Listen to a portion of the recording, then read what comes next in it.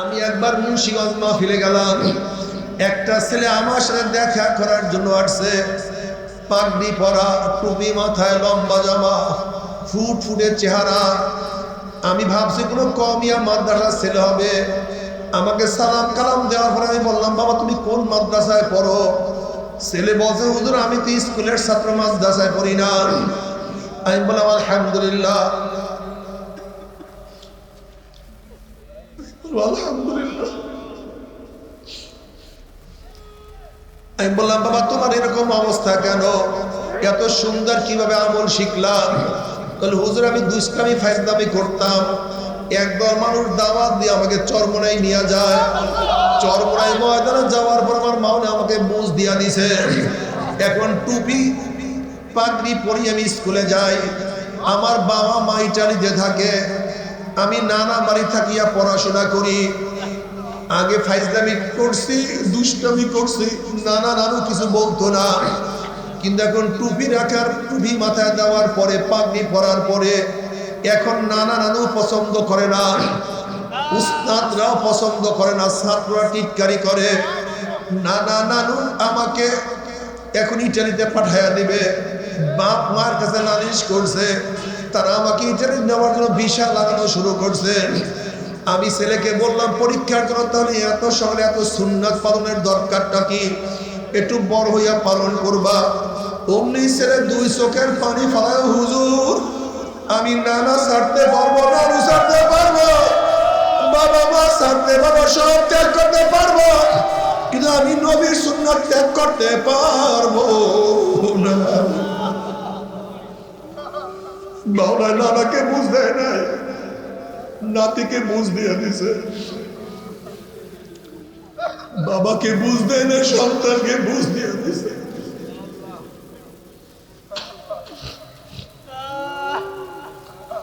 নবী নূহ আলাইহিস সালামের গলায় হেদায়েতের মালা পরায়া দিছে, কিন্তু তার ছেলেকে আমার মাওলায় মাহরুম করিয়া দিছে। নবী ইব্রাহিম আলাইহিস সালাম গলার মধ্যে মাওলায় হেদায়েতের মালা পরায়া দিছে, তার ছেলেকে আমার মাওলায় মাহরুম করিয়া দিছে। নবী লূত আলাইহিস সালামের গলার মধ্যে আমার মাওলায় হেদায়েতের মালা পরায়া দিছে, তার স্ত্রীকে আমার মাওলায় জাহান্নামের কীট বানায়া ফেলাইছে। আসিয়া আলাইহিস সালামকে আমার মাওলায় হেদায়েতের মালা পরায়া দিছে, আমার মাওলা তার কাছে তুলিয়া নিছে। তার স্বামীকে আমার মাওলায় জাহান্নামের খুঁটা বানায়া দিছে। হেদায়েতের মালিককে আমার যুবক বাবারা, তুমি ভাবছো লম্বা চুলের মধ্যে শান্তি, টুপি ছাড়ার মধ্যে শান্তি, দাড়ি কাটার মধ্যে শান্তি, কিন্তু এই মাজলিসের মধ্যে এমনও কিছু লোক আছে, তুমি 1000 কোটি টাকা হাতে দিয়া দিবা আর বলবা দাড়ির মধ্যে পোষ লাগাও। 1000 কোটির মধ্যে লাথি মারবে, দাড়ির মধ্যে পোষ মারবে না। তুমিও যেই মাঠে, সেও দেখছি একই মাঠে, একই জায়গায়, কিন্তু বুঝেন না। বুঝের মধ্যে ফার পাকি বাস। বাবারা যদি ইবাদত করিয়া মাওলাকে রাজি খুশি করিয়া আল্লাহ আমাদের সবাইকে ক্ষমা করিয়া দাও। আযাবুল কবরে হকুল, কবরে আযাব সত্য, কোনো সন্দেহ নাই। হ্যাঁ, কি আজীব মানুষ, ফসিলের সাথে কর মিললেই সে বানর হয়ে যাবে না। এই যে আল্লাহ পাকের খেলা, আল্লাহ পাক রব্বুল আলামিন এক এক জিনিসের মধ্যে একটু পরিবর্তন করার মাধ্যমে আসমান জমিন পার্থক্য করে দিচ্ছে। কাজে আমরা আদমের সন্তান, আমরা বানরের সন্তান না। দেখেন গোটা জানোয়ারের মধ্যে আমাদের মধ্যে মূল পার্থক্যটা কি? মূল পার্থক্যটা কি? মূল পার্থক্য, কোন জানোয়ার পঞ্চ ইন্দ্রিয়ের বাইরে কিছুই বলতে পারে না, আর মানুষ পঞ্চ ইন্দ্রিয়ের বাইরে অনেক কিছু বলতে পারে। দেখেন, বুঝেন, আপনি হাঁটতেছেন, পানির বাসা, একজনকে প্রশ্ন করছেন, ভাই পানি, যে দেখেন একটা তাল গাছ, তাল গাছের মাথায় টিউবওয়েল, আপনি গিয়ে পানি পান করেন, আপনি কি যাবেন? কেন? বলছে ভাই ওই যে দেখেন মসজিদ, ওই মসজিদের পাদদেশে একটা টিউবওয়েল, আপনি গিয়ে পানি পান করেন, আপনি যাবেন? কথা বলে না, কথা বলে নাকি? আপনি তাল গাছের টিউবওয়েল দেখেন নাই, মসজিদের টিউবওয়েল দেখেন নাই, কিন্তু তাল গাছে গেলেন না, মসজিদে গেলেন কেন? আপনার না দেখে বুঝতে পারছেন, টিউবওয়েলের শব্দ না শুনিয়া বুঝতে পারছেন, টিউবওয়েলের ঘেরান না শুনিয়া বুঝতে পারছেন, স্পর্শ না করিয়া বুঝতে পারছেন, জিহ্বার স্বাদ গ্রহণ না করে বুঝতে পারছেন। যেহেতু মসজিদ পানির প্রয়োজন, টিউবওয়েল থাকাটাই, এই যে না দেখিয়া পঞ্চেন্দ্রিয়, চক্ষু, নাক, জিহ্বা, ত্বক, কান, কথা ঠিক না? এই পঞ্চ ইন্দ্রিয়র মাধ্যমে যা দেখা যায় না, ঘ্রাণ নেওয়া যায় না, শোনা যায় না, স্বাদ গ্রহণ করা যায় না, স্পর্শ করা যায় না, তার নাম গায়েব। তার নাম কি? আর এই গায়েবের উপর বিশ্বাস করার ক্ষমতা আল্লাহ মানুষকেই দিছে। আর এই গায়েবের বিশ্বাস করার নামই ঈমান। পঞ্চ ইন্দ্রিয়ের মাধ্যমে যে বিশ্বাস হয়, সেই বিশ্বাসকে ঈমান বলা হয় না। একটা গরু এখানে বসে খুব চিল্লাইতেছি, আপনারা বলছেন গরু চিল্লাচিল্লির দরকার নেই, এই মাস্তিকের পিছনে ঘাসের কোনো অভাব নেই, তুই গিয়ে ঘাস খা। গরু যাবে? বানর যাবে? শুয়ার যাবে? কুকুর যাবে? কেন যাবে না? হ্যাঁ, জ্ঞান পায় নাই, চোখে দেখে নাই, ঘাস কাটার আওয়াজ গরু শোনে নাই, ওর জিহ্বা দিয়া চাটা দিয়া বুঝতে পারে নাই। কাজী পঞ্চ ইন্দ্রিয়র বাহিরে কোনো জানোয়ার বিশ্বাস করার ক্ষমতা রাখে না। এর জন্য কোনো জানোয়ারের জন্য কবরের আযাব নাই, কিয়ামতের নাই, জান্নাত নাই, জাহান্নাম নাই। যেহেতু কিয়ামত, কবরের আযাব, জান্নাত, জান সব গায়েব, আল্লাহ গায়েব। আর গায়েবের বিশ্বাস করার ক্ষমতা কোনো জানোয়ারের নাই, বিধায় ওদের জন্য শাস্তিও নাই, ওদের জন্য প্রতিদানও নাই। আর গায়েবের বিশ্বাস করার ক্ষমতা আল্লাহ পাক মানুষকে দিয়েছেন, বিধায়ী আমাদের জন্যই জান্নাত, আমাদের জন্যই জাহান্নাম। আগে মাথার মধ্যে নেন, এই পঞ্চ ইন্দ্রিয়ের বাইরে বিশ্বাস করার ক্ষমতা আল্লাহ পাক কাকে দিছে? যেমন ধরে নেন, আমি বললাম আমার পকেটের মধ্যে একটা আতর আছে, পকেটের মধ্যে কি আছে ভাই? বিশ্বাস করছেন? কি কথা বলেন না কেন? আতর দেখছেন? ঘেরান, নাকে এসে কানে আতরের ঝিকঝিকি শব্দ, হাতে স্পর্শ, জবানের স্বাদ, একটাও নয়। কিন্তু প্রত্যেকে বিশ্বাস করে হুজুরের পকেটের মধ্যে আতর আছে। কেন? কারণটা কি? কারণটা কি? আপনি যদিও দেখেন নাই, কিন্তু আপনি হুজুরকে চিনেন। কাকে চিনেন? হুজুর মিথ্যাবাদী না, হুজুর সত্যবাদ। যদি আমি দেখি না, হুজুর দেখছি, হুজুর বলছে, নিশ্চয়ই তার পকেটের মধ্যে। আরো সহজ বুঝুন, আপনার বাবা বাগান থেকে এসে বলতেছে, বাবা শোন, ছেলেকে বলতেছে, তুই বাগানে যাস না, আমি এইমাত্র বাঘ দেখে আসছি, সাপ দেখে আসছি। কে বলছে? আচ্ছা, ছেলে কি বিশ্বাস করছে?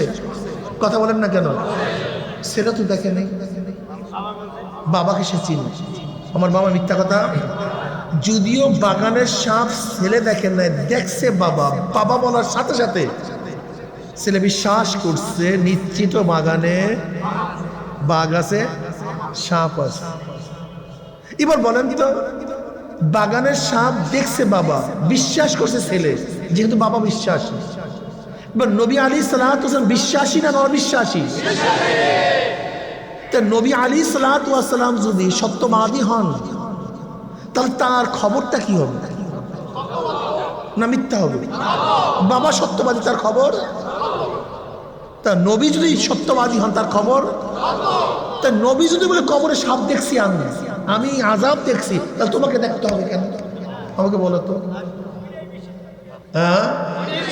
হ্যাঁ, বাবার সাপ দেখা, বাঘ দেখা, ওই ছেলে বিশ্বাস করবে না যেই ছেলের মধ্যে ভেজাল আছে। কিন্তু যেই ছেলের মধ্যে ভেজাল নাই, ঠিক নবীরও খবর ওই উম্মত বিশ্বাস করবে না যেটার মধ্যে ভেজাল আছে। কিন্তু যেই উম্মতের মধ্যে ভেজাল নাই, দেখেন আমার পকেটের মধ্যে আতর আছে, আমার কথা বিশ্বাস কে করবে না? যে আমাকে পছন্দ করে। কি কথা ঠিক না? এবার বলেন তো এটা কি? আগে বিশ্বাস করেন নাই? ওই বিশ্বাসের নাম এলমুল ইয়াকিন। এলমুল ইয়াকিন, শুনিয়া বিশ্বাস করা, জ্ঞানের মাধ্যমে বিশ্বাস করা। বুঝছেন আতর আছে, লেকিন বিশ্বাসের প্রথম স্তর, বিশ্বাসের একেবারে প্রথম স্তর। এখন দেখার পরে বিশ্বাস বাড়ছে না কমছে? এইটা না আইনুল ইয়াকিন, চোখকে দেখিয়ে ফেলাইছে, এবার বিশ্বাস আরো বাড়িয়ে গেছে নাকি? এটা তো তৈল হতে পারে, এই কথা বলেন না, হইতে পারে কি বলেন? দেখেন তো এটা কি বলেন, এটা কি পাথর? এখন আর সন্দেহ আছে? এইটার নাম হকুল ইয়াকিন, ভুক্তভোগী দিয়ে বিশ্বাস করা। এটা ইমানের শেষ দরজা। এইটা কি ভাই কথা বলেন? তা বিশ্বাস কয় ধরনের পাইলাম বলেন তো? বলেন, ইলমুল ইয়াকিন, আইনুল ইয়াকিন, হকুল ইয়াকিন। দেখেন হকুল ইয়াকিন আল্লাহ পাক স্পেশালি নবীদেরকে এবং সিদ্দিকীনদেরকে দান করেন, এটা অর্জন করা সম্ভব না। এটা যালিকা ফাদলুল্লাহ ইউতিহি মান ইয়াশা। হকুল ইয়াকিন কি? উদাহরণ, মারার মালিক কে? জোরে বলেন। আগুনের কোনো ক্ষমতা আছে? আপনি আগুনে ঝাঁপ দিলে পড়বেন কি পড়বেন না? কিন্তু নবী ইব্রাহিম আলাইহিস সালাম পড়লেন না কেন? হ্যাঁ, তা আপনাকে বাঁচান না কেন? দেখেন এখানে মূল ব্যাপারটা ইয়াকিন। নবী ইব্রাহিম আলাইহিস সালামের মধ্যে ইয়াকিনের এই পর্যায়ে চলে গেছে, সে বলছে যে নিশ্চিত আল্লাহ বাঁচান, এই বিশ্বাসের মধ্যে তার কোনো ত্রুটি ছিল না। কেমন বিশ্বাস? ঝাঁপ দিয়েছেন কিচ্ছু না। দেখেন খালিদ বিন ওলীদ রাদিয়াল্লাহু তাআলা আনহুকে এক খ্রিস্টান বলছে বাঁচায় কে? আল্লাহ। মারে কে? তাহলে আল্লাহ। তা বিষ খাও তো, খাও বিষ। খালিদ বিন ওলীদ রাদিয়াল্লাহু তাআলা ডক ডকের বিষ গিলা খাইয়া ফেলেছেন, বিসমিল্লাহ বললা, কিচ্ছু হয় নাই, গাম ছুটিয়ে গেছে।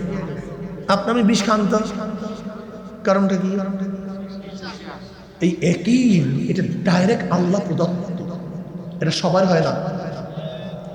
কাজে আপনি খপ করে যে এবার আগুনে ঝাঁপ দিয়েন না, যদি ওই পর্যায়ে পুষেন তখন আপনি নিজেই অনুভব করতে পারবেন না আপনি কোন দরজায় পুষছেন। কথাটা বুঝাতে পারছি?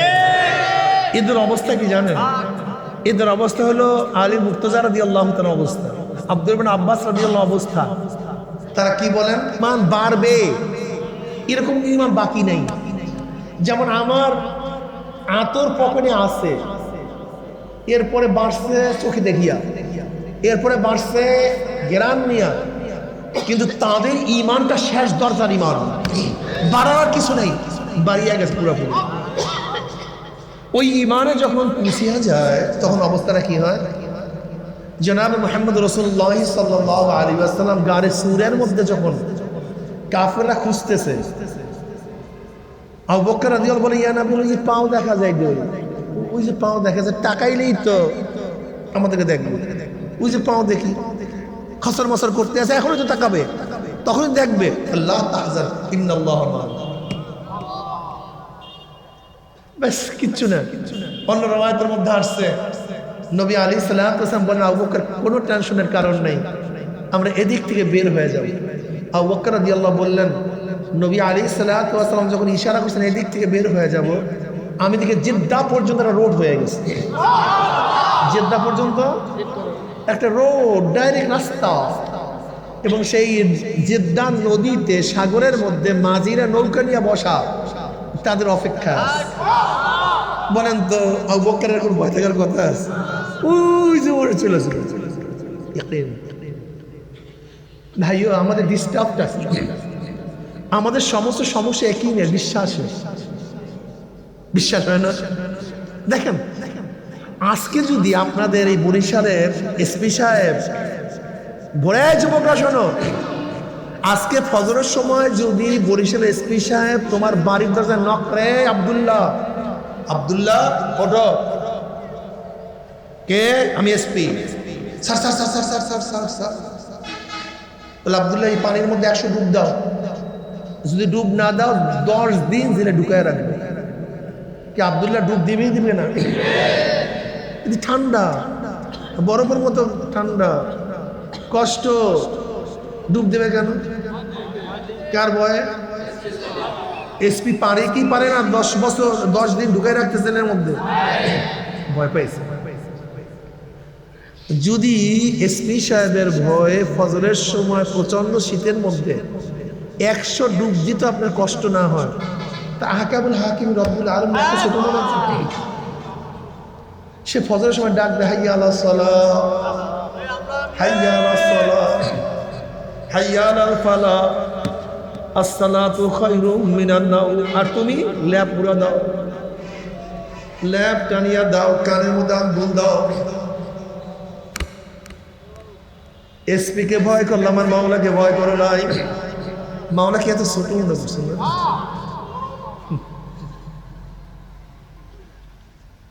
ফাঁসির আসামি খুব খেয়াল দাও, তুমি তো ফাঁসির আসামি। আড্ডার মধ্যে বসা, খেলা তামাশার মধ্যে বসা, হাসি তামাশার মধ্যে লিপ্ত, হঠাৎ পিছনে দেখায় রাখো পুলিশ হাজির, কি হাসি আছে? খুশি মুহূর্তের মধ্যে, মুহূর্তের মধ্যে 1 সেকেন্ড আগে হাসলা, এখন 1 সেকেন্ডের হাসি কোথায় গেল?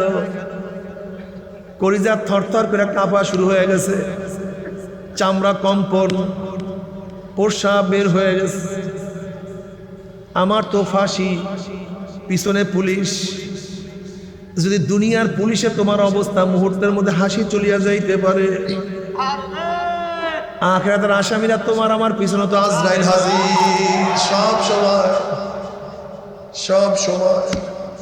কিন্তু আমরা তো হাসি তামাশার মধ্যে লিপ্ত, তোমার আমার খবর নাই। একটু তাকায়া দেখো না পিছনে কে দাঁড়ানো। বিশ্বাস করো,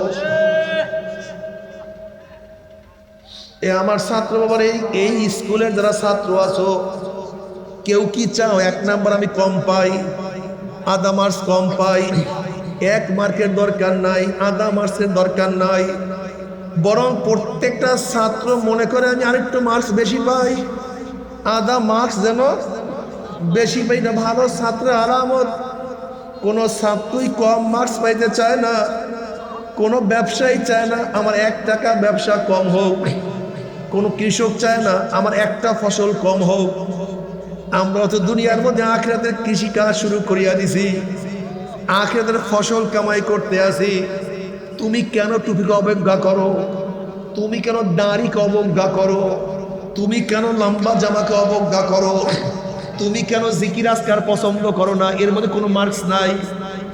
বুঝলাম তো, নামাজের মধ্যে বোর্ড প্রশ্ন 5 মার্ক, 10 মার্ক, 20 মার্কস, কোনো সন্দেহ নাই। রোজার মধ্যে বেশি মার্কস, হজের মধ্যে অনেক বেশি মার্কস, কিন্তু তোমার কি টুপির মধ্যে কোনো মার্কস নাই? তোমার দাড়ির মধ্যে কোনো নাম্বার নাই? তোমার টুপির মধ্যে, লম্বা জামার মধ্যে, সুন্নতের মধ্যে কোনো নাম্বার কি নাই রে বাবা? তুমি দুনিয়ার ব্যাপারে আরো টাকা চাই, আরো ঘর চাই, আরো বাড়ি চাই, আরো গাড়ি চাই, আরো সম্মান চাই, আরো ইজ্জত চাই, আরো জায়গা চাই, আরো জমি চাই। আর আখিরাতের ব্যাপারে এত লাগে নাকি? এত টুপি লাগে নাকি? এত দাড়ি লাগে নাকি?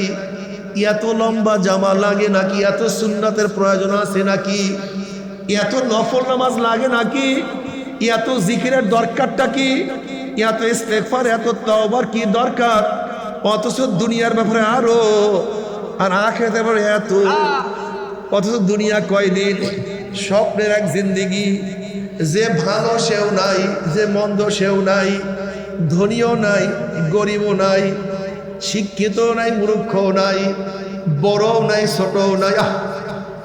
যেই ব্যক্তি ঔষধ বানাইছে সেও মারা গেছে, যেই ডাক্তার ঔষধ লিখছে সেও মারা গেছে, যেই দোকানদার ঔষধ বিক্রি করছে সেও নাই, যেই রুগী ঔষধ সেবন করছে সেও মারা গেছে, যেই জজ সাহেব ফাঁসির রায় লিখছে সেও নাই, যেই জল্লাদ ফাঁসি কার্যকরী করছে সেও আজকে দুনিয়াতে নাই, যাকে কার্যকারী করছে সেও নাই। নবী ইব্রাহিম নাই, নমরুদ নাই, মুসাও নাই, ফেরাউনও নাই, আমার নবীও নাই, আবু জাহেলও নাই। কই বাবা চলে গেল? ডাক ডাক দেখি না। ছোট ভাই বিদায় হয়ে গেছে, বন্ধু তোমার আমার থেকে বিয়োগ হয়ে গেছে, মা নাই, তুমি আমি থাকবো না। কি নিয়ে রওনা করো? খবরদার হিসাব নিকাশ না মিলাইয়া কেউ মাওলার কবরে যাইও না। আল্লাহ ও আমার ছাত্র বাবারা, দুনিয়ার পরীক্ষায় একবার ফেল করলে বারবার পরীক্ষা দিয়ে পাশ করার আশা করা যায়। ও আমার ব্যবসায়ী বাবারা, আজকে দুনিয়ার ব্যবসায় একবার লস খেলে বারবার ব্যবসা করি আল্লাহ করার আশা করা যায়। আজকে দুনিয়ার মামলায় ম্যাজিস্ট্রেট করে হারলে জজ করে আপিল করিয়া, জজ করে হারলে হাইকোর্টে আপিল করিয়া, হাইকোর্টে হারলে সুপ্রিম কোর্টে আপিল করিয়া, সুপ্রিম কোর্টে হারলে প্রেসিডেন্ট মার্সি করিয়া জেতার আশা করা যায়।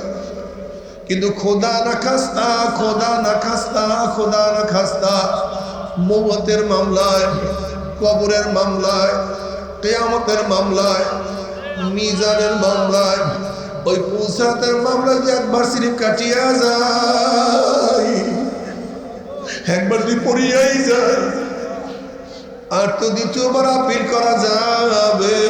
আল্লাহ বাবারে বাবারে, কেন তুমি বোঝো না? দুনিয়ার মধ্যে বেশি মার্কস পাইলে তার রেজাল্ট ভালো হয়, ভালো রেজাল্টের চাকরিও ভালো হয়, বেতনও বেশি হয়। যারা দুনিয়ার মধ্যে যারা বেশি নেক কামাই করতে পারবা তাদের জান্নাতটা অনেক ভালো হবে। এক এক জান্নাতের মধ্যে আর এক জান্নাতের পার্থক্য। নবী আলাইহিস সালাতু ওয়াস সালাম বলেন, এক জান্নাত আর এক জান্নাতের পার্থক্য দুনিয়ার থেকে আসমান যত পার্থক্য, এক জান্নাতের মধ্যে আর এক জান্নাতের মর্যাদা এইভাবে পার্থক্য হয়ে যাবে। এ আমার যুবক বাবারা, সময় চলিয়া যাইতে আছে। ক্রিকেট যেই মাগরিবের নামাজ চলিয়া গেছে, কিয়ামতের আগ পর্যন্ত এই মাগরিবের নামাজ আর কোনোদিন আসবে না। আজকে যেই আসরের নামাজ চলিয়া গেছে আর কোনোদিন আসবে না। আজকে যে জোহরের নামাজ চলিয়া গেছে আর কোনোদিন আসবে না। কিয়ামতের মানে তোমার আমার সামনে যখন আমার মানে আমল নামা উল্টাতে থাকবেন, দেখবেন অমুক তারিখের নামাজ সব কাজা, তার আগের দিনও কাজা, তার আগের দিনও কাজা।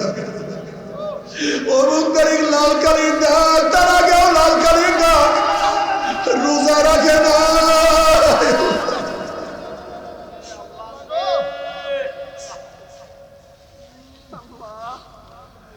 চোখের গুনার কোনো অভাব নাই, কানের কোনো গুনার অভাব নাই, জবানের গুনার অভাব নাই, হাতের গুনাহ, পায়ের গুনাহ। রে নাফরমান আমার মাওলার কথা তো শোনে না। আল্লাহ আল্লাহ।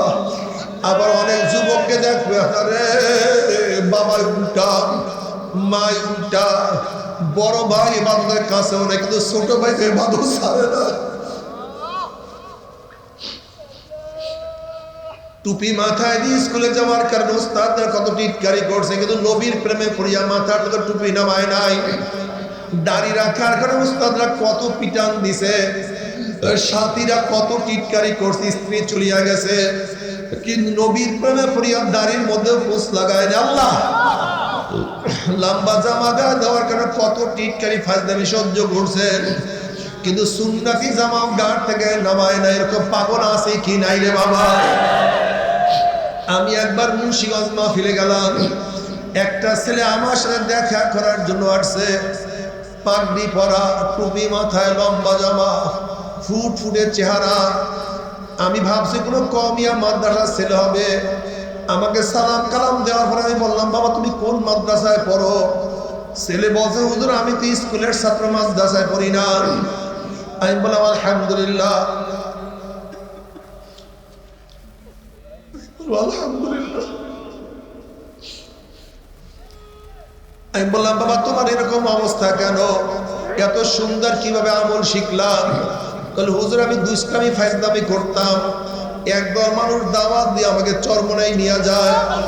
চরমোনাই ময়দানে যাওয়ার পর আমার মাওনে আমাকে বুঝ দিয়া দিছে। এখন টুপি পাগড়ি পরি আমি স্কুলে যাই। আমার বাবা মা ইটালিতে থাকে, আমি নানা বাড়ি থাকিয়া পড়াশোনা করি। আগে ফাইজলামি করছি, দুষ্টামি করছি, নানা নানু কিছু বলতো না, কিন্তু এখন টুপি রাখার, টুপি মাথায় দেওয়ার পরে, পাগড়ি পরার পরে এখন নানা নানু পছন্দ করে না, উস্তাদরাও পছন্দ করে না, ছাত্ররা টিটকারি করে। নানা নানু আমাকে এখন ইটালিতে পাঠাইয়া দিবে। বাপ মার কাছে নালিশ করছে, তারা আমাকে ইন্টারভিউ নেওয়ার জন্য ভিসা লাগানো শুরু করছে।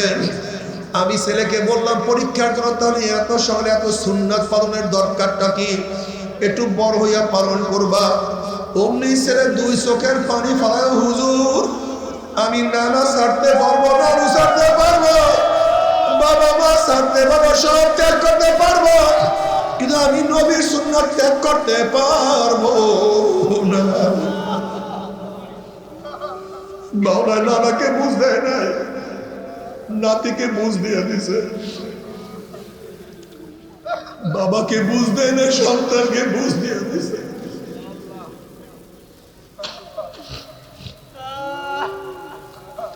নবী নূহ আলাইহিস সালামের গলায় হেদায়েতের মালা পরায়া দিছে, কিন্তু তার ছেলেকে আমার মাওলায় মাহরুম করিয়া দিছে। নবী ইব্রাহিম আলাইহিস সালাম গলার মধ্যে মাওলায় হেদায়েতের মালা পরায়া দিছে, তার ছেলেকে আমার মাওলায় মাহরুম করিয়া দিছে। নবী লূত আলাইহিস সালামের গলার মধ্যে আমার মাওলায় হেদায়েতের মালা পরায়া দিছে, তার স্ত্রীকে আমার মাওলায় জাহান্নামের কীট বানায়া ফেলাইছে।